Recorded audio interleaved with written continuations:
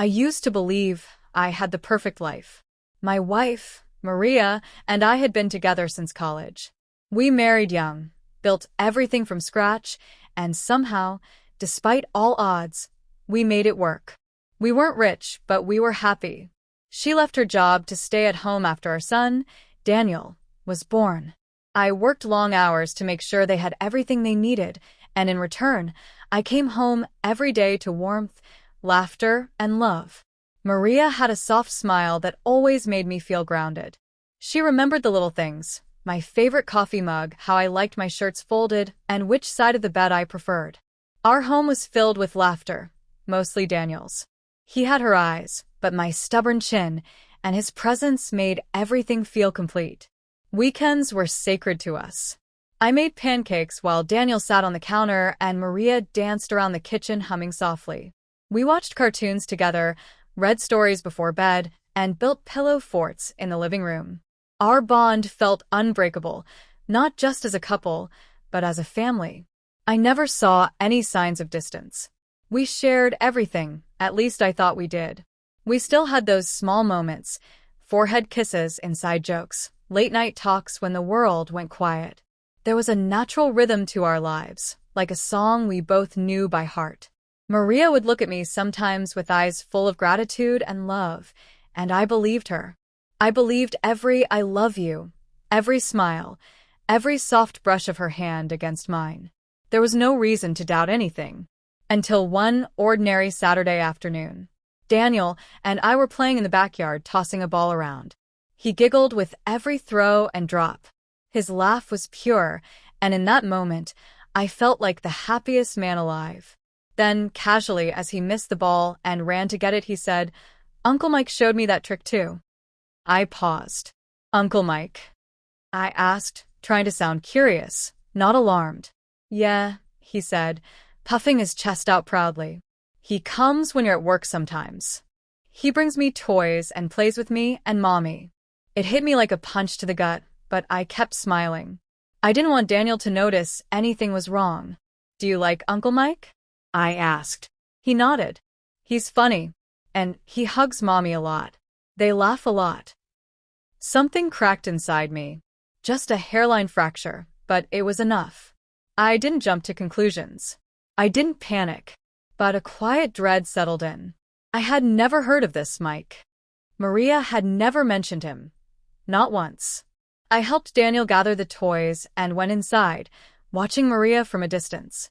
She was on her phone, smiling at the screen in a way I hadn't seen in a while. And for the first time in years, I felt something other than love when I looked at her. I felt doubt. That evening, I casually brought up the name Daniel had mentioned. "Hey, who's Mike?" I asked, stirring my coffee. Maria barely flinched. "Oh, Mike? He's just someone from the community center. He helped us with a fundraiser a few times." Her voice was calm, almost too calm. I nodded and let it go. But something about her tone didn't sit right with me.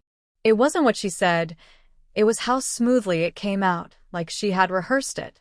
I started paying closer attention. Small things began to surface. She had started dressing better even when she wasn't going anywhere. She laughed at her phone more often, always quick to put it away when I entered the room. Her phone, once left charging openly, now never left her side. She turned notifications off. When I asked to use it one day because mine was dead, she hesitated for a second before unlocking it and handing it over. A few days later, I got home early from work. The house was quiet. Too quiet.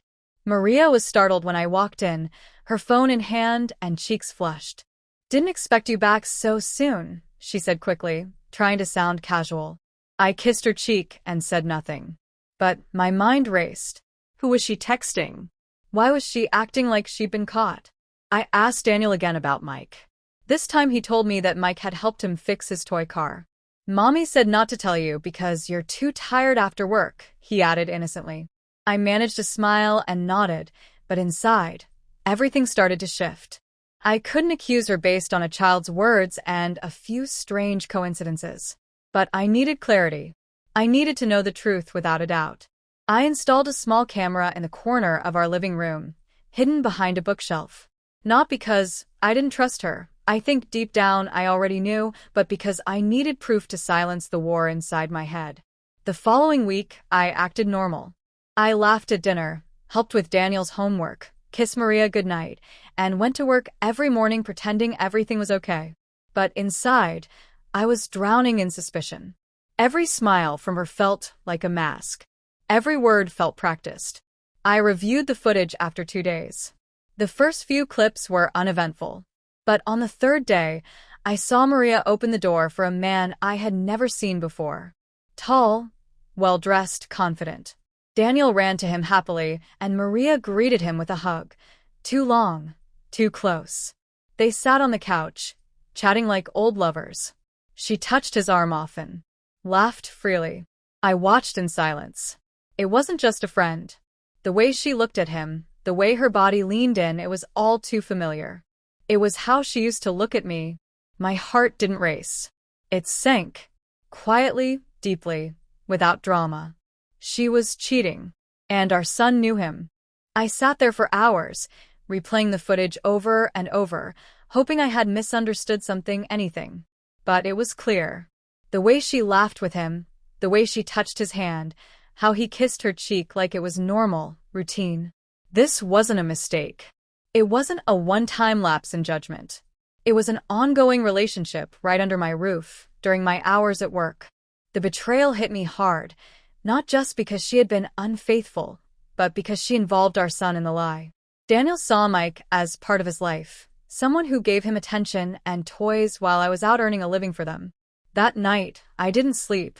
My chest felt tight, my stomach twisted in knots. Every sweet memory I had of her started to rot from the inside. The nights we stayed up talking about our future, the mornings she held my hand across the breakfast table, even the vows we made, all of it suddenly felt meaningless. I was sharing a home with a stranger who could lie to my face with ease, who could look me in the eye and say, "I love you," while sneaking someone else into the place we called home. I didn't confront her immediately. I waited one more day, watching again, gathering strength. The next evening, after dinner, when Daniel had gone to bed, I asked her directly, "Is there anything you want to tell me?" She looked up, surprised. "What do you mean?" I held her gaze. "About Mike." Her eyes flickered. That was all I needed. A flash of guilt. She hesitated. "He's just a friend," she said softly. "Nothing's going on."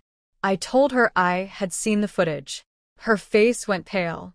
The mask dropped instantly. She didn't cry. She didn't scream. She just slumped in her chair, defeated. "It wasn't supposed to happen," she mumbled. "It started with just talking. I was lonely. You were always tired, always working. I needed someone to talk to." I listened in silence, trying to stop my hands from shaking. She talked about how she didn't plan it, how it made her feel alive again, how she didn't want to lose me but also didn't want to lie anymore. I didn't yell. I didn't insult her. I just felt empty, like a balloon that had slowly deflated over months, without me noticing. I asked her one question. "Did you ever think about what this would do to Daniel?" She looked away. That silence was my answer. I stood up, walked out of the room, and shut the door behind me. Not in anger, in acceptance. The woman I loved was gone, and she wasn't coming back. I didn't cry. I was past tears. All I could think was how deeply trust can be shattered without a single scream. Just silence and truth. And both hurt equally. The next morning, I woke up early and packed a small bag. I didn't say much, just told Maria I needed space to think. She didn't argue. Maybe she knew there was nothing left to defend. I stayed with a friend for a few days, letting the noise in my head settle. It wasn't just about her betrayal. It was about everything that came with it. The memories, the routines, the family we built. It all felt tainted now. Daniel called me every night. He asked when I was coming home. He missed our bedtime stories and our games. I told him I'd be back soon, even though I wasn't sure what home even meant anymore. I couldn't tell him the truth. He was too young. All he saw was confusion. All I felt was pain. I filed for temporary separation. I needed to protect my peace and figure out how to move forward. Maria didn't fight it. She apologized again in a long message, saying she never meant to destroy us, that she made a mistake, and she'd live with it for the rest of her life. But that didn't change anything. Apologies don't rebuild broken trust. They just fill the silence left after the damage is done. Daniel's school had a father-son event that weekend. I almost didn't go, but I knew he needed me. When I showed up, his face lit up. He hugged me tighter than usual, and I realized that even if everything else fell apart, I still had him. He was the reason I had to stay strong, not just for the moment, but for the years to come. I eventually returned home, but only for Daniel. We worked out a schedule. I slept in the guest room. Maria and I kept things civil for his sake, but the connection between us was gone. She tried to make small talk, tried to show regret, but I wasn't interested.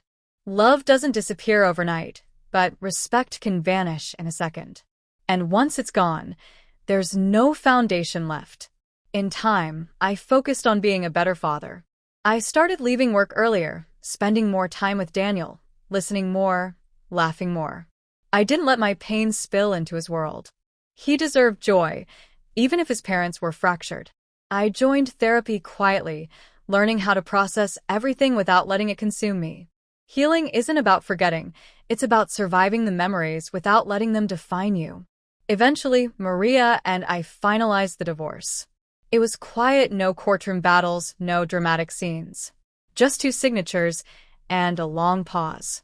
I walked out feeling lighter, not because I was free, but because I was finally done holding on to something that no longer held me back.